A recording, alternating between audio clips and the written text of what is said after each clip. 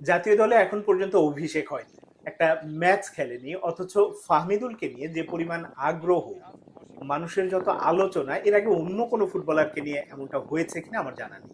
বাংলাদেশে তো হয়নি এটা বলতে পারি। তাহলে আসলে ফাহমিদুলের মানটা কেমন? সে কি অনেক উঁচু মাপের খেলোয়াড়? এই বিষয়ে আপনাদের যেমন আগ্রহ, আমারও আগ্রহ। আমি নিজের মতো করে জানার চেষ্টা করেছি। হয়তো ভিডিও ফুটেজ আপনারা যেমন দেখেছেন, দু একটা ছোটখাটো ক্লিপ তার ক্লাবের দেখেছি, এর বেশি কিছু না।